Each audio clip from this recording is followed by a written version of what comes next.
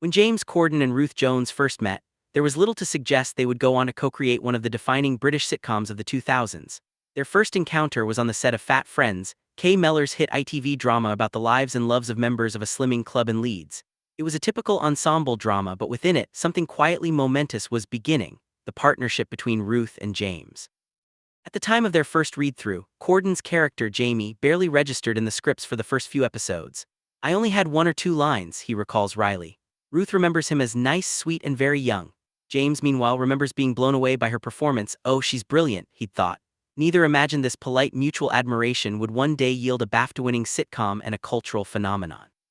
Their Fat Friends memories are vivid and funny, from scenes at the National Super Slimmers competition, which James wasn't in, to the small exchanges in the local slimming club. James recalls the deadpan lines Kay Mellor wrote for him. "Jamie, you've put on 5 pounds, says Carol McGarry's character. "We've had visitors," he replies, to which she shoots back, "What did you do, eat them?" These were humble beginnings, yet they taught him about the rhythm and wit of Mellor's dialogue, something that would later inform Gavin and Stacey's warm, conversational humor. One of James's standout moments in Fat Friends came in a later episode centered on Jamie being bullied at school, a performance so strong it earned him a Royal Television Society nomination. He lost to Rob Brydon, as Ruth gleefully reminds him. Despite the seriousness of the scene, Jamie being attacked while carrying his mother's birthday cake, the cast could barely suppress their laughter when they had to run down a steep hill to reach him. "We weren't laughing at your trauma," Ruth insists. "It was just the absurdity of Alison Steadman and herself hurtling downhill." The Fat Friends shoot schedule meant long stays at the Crown Plaza in Leeds, where the cast socialized in the orange-lit mezzanine bar after filming days. Those hotel nights became legendary in their own right, the informal, friendly gatherings that blurred cast and crew boundaries. Some nights the bar buzzed with 15 people, other nights only 2 or 3 lingered. It was in that bar one quiet night in 2003 that Gavin and Stacey was born.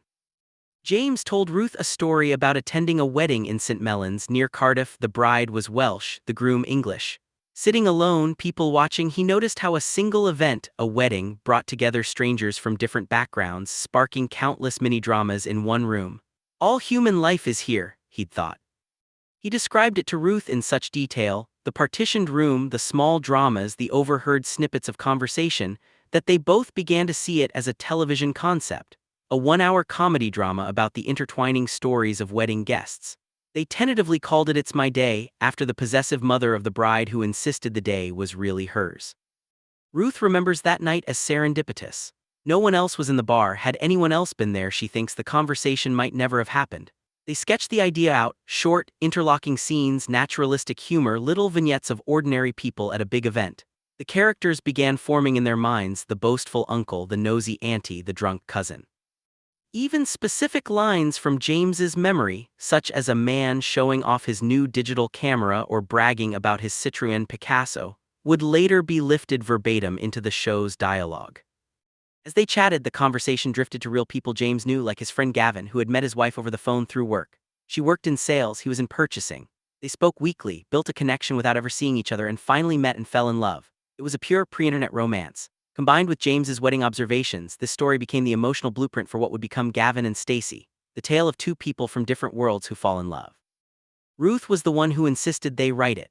Actors often talk about writing but rarely follow through. James admits he might have let it drift. Ruth's persistence turned it from pub talk into a real project. She'd already written an episode of Fat Friends and a few unproduced screenplays, one of which, Never Greener, she'd later turn into a novel. "We could both be in it," she said. That sealed it. They started to write together. Their first writing session happened in 2005, the morning they were due on ITV's This Morning to promote Fat Friends. They met early at the Marriott by the Thames, hammered out ideas before and after the TV appearance, and by the afternoon had the bones of a show. The crucial creative decision came when Ruth suggested including detailed character backstories in their pitch document. James worried it might make the treatment too long, but Ruth insisted those details would help commissioners see who these people were. That instinct proved vital. The backstories were the show. Without them, Gavin and Stacey might never have been greenlit. The It's My Day treatment, dated February 12, 2005, was a 60-minute drama about a Welsh-English wedding. It introduced Gavin west of Buckhurst Hill, Essex, and Stacey Shipman of Barry Island, South Wales. Their relationship began as a phone flirtation between two companies that sold and made CB radios, a mundane premise given heart by their long-distance connection. The treatment blended tenderness with bawdy humor.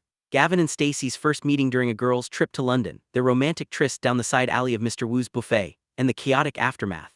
Supporting characters Nessa, Uncle Treffer, the Essex lads all appeared in embryonic form. Some early dialogue would survive almost unchanged into the final series, including Nessa's circular philosophizing, "I'm not being funny, but to be honest at the end of the day. If truth be told, do you know what I mean?" And Uncle Treffer's obsession with his digital camera, which became Bryn's iconic gag.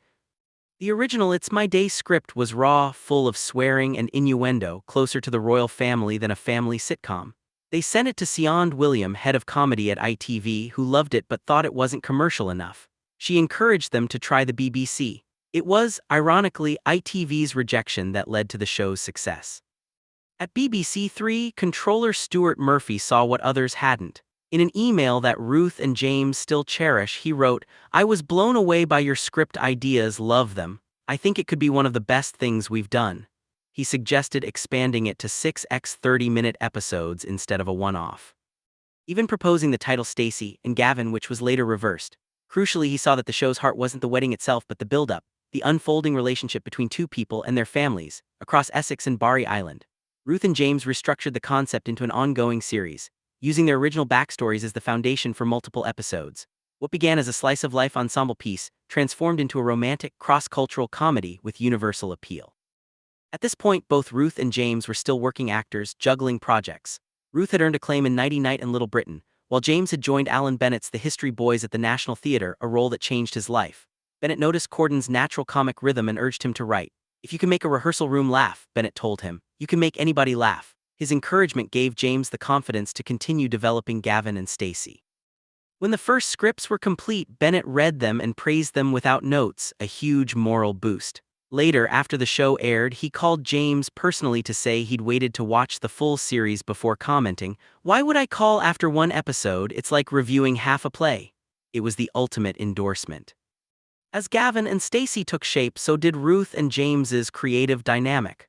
Ruth grounded the world in warmth, realism, and strong female characters. James injected mischief, comic energy, and instinctive dialogue. Their chemistry, easy, teasing, and affectionate, became the show's heartbeat. And the world they built was instantly recognizable to anyone familiar with the nuances of British small-town life. Nosy relatives, awkward family gatherings, the tension between politeness and bluntness, and the everyday poetry of normal speech. When Gavin and Stacey premiered on BBC Three in 2007, it was a modest production, but it exploded in popularity.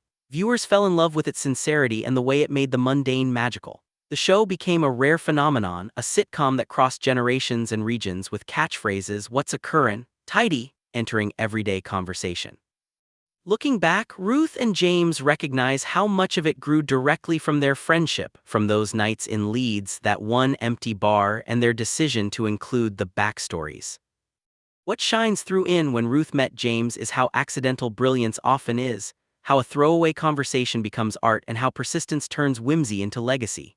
Their reflections also reveal deep gratitude to those who helped. Kay Mellor, who first cast them together, Stuart Murphy, who believed in their vision, and Alan Bennett, whose mentorship gave James courage to write. The story of Gavin and Stacey isn't just about two lovers from different towns. It's also the story of two writers from different paths who found creative harmony. By the end of the conversation, Ruth and James sound both nostalgic and slightly awed. "Nothing I've done since has been as exciting as that moment," James says, recalling the day the BBC commissioned their first episode. For Ruth, the magic lies in their collaboration itself, the laughter, the ideas, the way they made each other better. Their story reminds us that great television doesn't begin in boardrooms or studios, but in the spaces between people, over hotel bars, shared jokes, and a belief that ordinary lives can be extraordinary when told with love.